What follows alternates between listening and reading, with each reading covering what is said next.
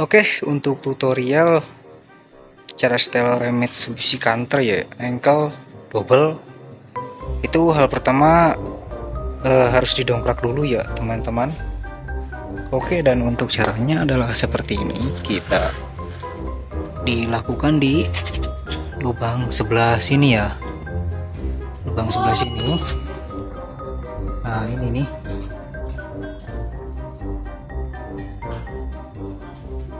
ini terdapat tanda panah ya di sebelah sini, ankle ataupun double itu sama.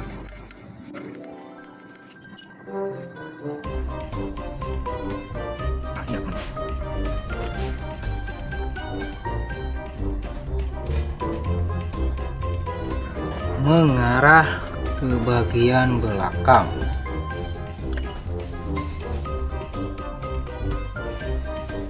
Oke, dan alat selanjutnya adalah ini, bisa menggunakan obeng mini ya. Oke, kita cokel dulu searah tanda panah, berarti ke bagian belakang sini ya pencokelannya. Ini sebanyak-banyaknya ya teman-teman, sampai bannya tidak bisa diputar lagi. Oke, sekarang kita kencangkan.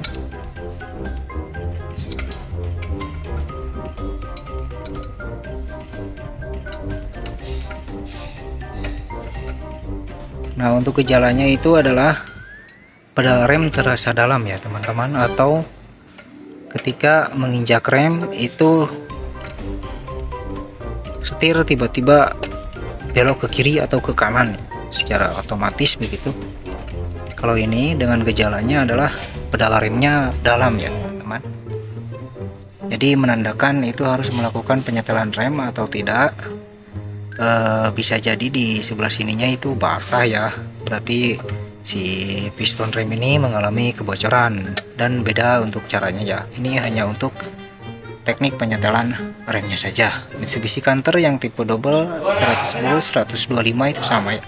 Dan ini di sini bannya sudah tidak bisa diputar lagi ya teman-teman, sudah kencang ya. Dan kemudian kita fokus ke bagian tanda panah lagi. Nah di sini kan tadi pengencangan prosesnya ke belakang sini, ngeblur sebelah sini. Nah kita kembalikan cokelannya sebanyak 8 kali ya teman-teman untuk roda depan. Nah ini sudah tidak bisa diputar, kemudian kita cokel ya. Kalau saya di sini pribadi untuk penyetelannya kita cokel dulu sampai rodanya dapat berputar sedikit ya. Nah ini rodanya terlalu lancar ya teman-teman, jadi kita kencangkan dulu. Cara saya seperti ini ya. Nah ini seperti ini. Kalau sudah bisa bergerak baru dihitung satu ya. Ini pergerakan ini sudah bisa diputar ya.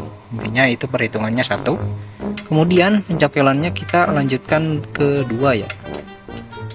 Nah ini paskan saja ke bagian gerigi master remnya. Berarti di sini jumlahnya ini 2 ya. 2. Kemudian lanjut ke 3 ya teman-teman. 3, 4, 5, 6, 7, 8. Oke, sudah 8 kali. Itu adalah untuk cokelan ke berlawanan arah tanda panah ini ya, ke bagian belakang arah tanda panah itu sebanyak 8 kali untuk roda depan ya. Nah di sini kan lubangnya baru 1, berarti di belakang di sini ada 1 lagi ya. Kita putar untuk rodanya, boleh dilihat.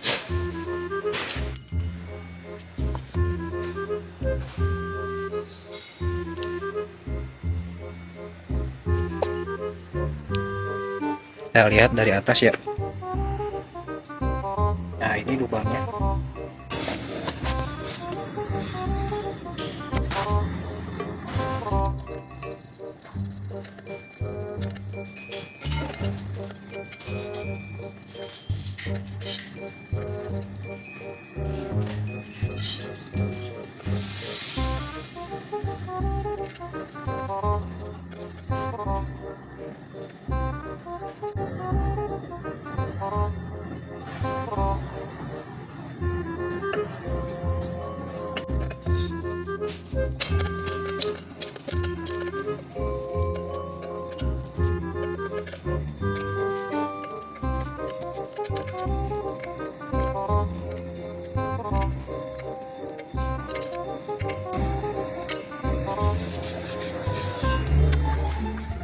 Dan ini rodanya sudah tidak dapat berputar ya teman-teman, sudah kencang. Kemudian lakukan hal yang sama ya seperti yang tadi, berarti kita harus melonggarkan dulu satu kali ya, berlawanan arah tanda panah sampai rodanya diputar, bisa diputar dan beratnya itu sama seperti yang tadi ya, yang di bagian sebelah sini.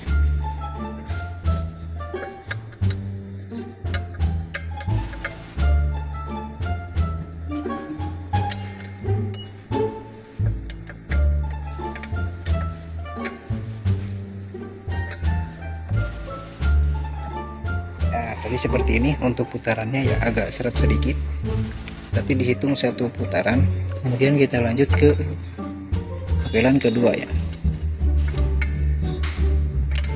2, 3, 4, 5,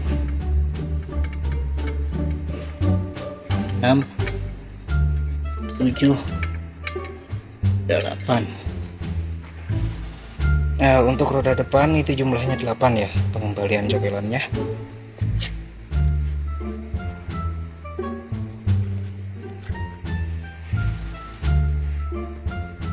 Oke, dan lakukan juga untuk roda yang bagian sebelah kanan ya teman-teman, sebelah sana. Jadi usahakan harus sama ya.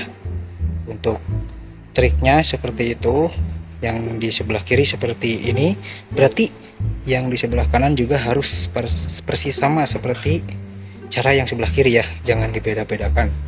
Oke, untuk yang roda belakang itu berbeda untuk jumlah pengembaliannya, bukan 8 ya teman-teman. Oke, saya tutorialkan untuk sebelah saja untuk rodanya, karena kalau kiri kanan itu terlalu lama. Nanti kita tutorialkan yang di belakang ya. Oke, yang sebelah kanan saya sudah lakukan penyetelan. Kemudian kita lanjut ke bagian yang belakang ya teman-teman.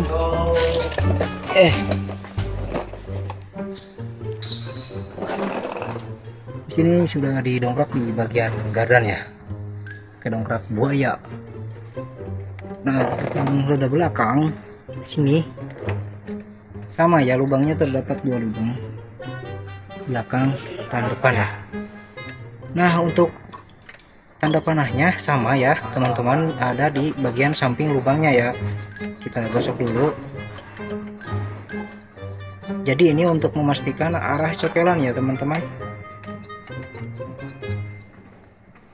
Nah, seperti ini sudah langsung kelihatan ya, ini arahnya sama ke bagian belakang. Jadi kita harus proses pengencangan dulu ya, kencangkan dulu sampai rodanya tidak dapat diputar ya teman-teman.